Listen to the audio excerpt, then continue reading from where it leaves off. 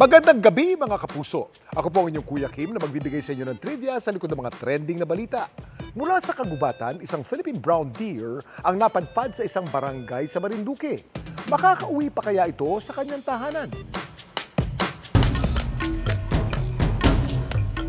Ang mga residente ng Barangay Duyay sa Boac, Marinduque, nabigla daw sa pagdating ng isang di inaasahang bisita. Ang napakaamo pero napakailap sa tao na Philippine brown deer. Sabi ko po, wag pong galawin at pakialaman. Kailangan pong i-report sa DNR. Habang inaantay ang DNR na dumating sa lugar kung saan namataan ang usa. Para maprotektahan yung usa, tinalian po nila.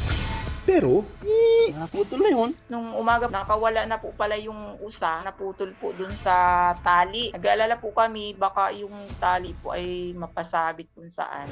marerescue pa kaya nila ang nakatakas na usa? Kuya Kim, gawa nga ba sa kahoy ang sungay ng mga usa? Kuya Kim, ano na? Mukha mang mga sanga ng puno ang mga antlers o sungay ng mga usa. Hindi gawa sa kahoy, gawa ito sa bone o buto na nababalot ng manipis na layer ng balat at blood vessels. Pero tanging mga buck o lalaking deer lang ang tinutubuan nito. Ang mga doe o female deer naman, hindi.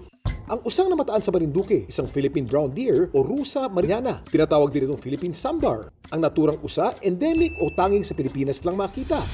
Samantala, Naputol na yun. ang nakatakas na Philippine deer na hanap ni Dexter sa sapa. Naalis nila yung tali muli ng usa at temporarily ay nalagyan nila ng tag sa kanyang sungay for identification. Ang usa muli nang nakauwi sa tahanan nito sa kagubatan ng Marinduque. Hinihikayat namin sila na kami ay tulungan para ma-preserve at maalagaan natin doon sa kanyang natural habitat. Ngayong Christmas season, isang species ng deer naman ang bida. Anong klaseng usa ito? Ang mga reindeer ang tinuturing na second largest species ng mga usa. Nabubuhay ang mga ito sa Arctic tundra, Greenland, Russia, Alaska at North America.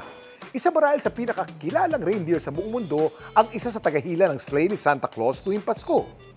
Si Rudolph the Red-Nosed Reindeer. Pero alam niyo ba na hindi lang si Rudolph ang reindeer na may pulang ilong? Ang ilong kasi ng mga reindeer maraming maliliit na blood vessels na siya nagpapainit sa hanging kanilang hinihinga para hindi sila lamigin. Samantala, para malaman ang trivia sa likod ng viral na balita, i-tweet o i-comment lang, #Kuya Kim. Ano na? Laging tandaan, kimportante ang may alam. Ako po si Kuya Kim at sagot ko kayo 24 oras. Mga kapuso, kimportante ang may alam. Mag-subscribe sa GMA Integrated News sa YouTube. Para sa mga kapuso abroad, bisitahin ang GMA Pinoy TV at www.gmanews.tv.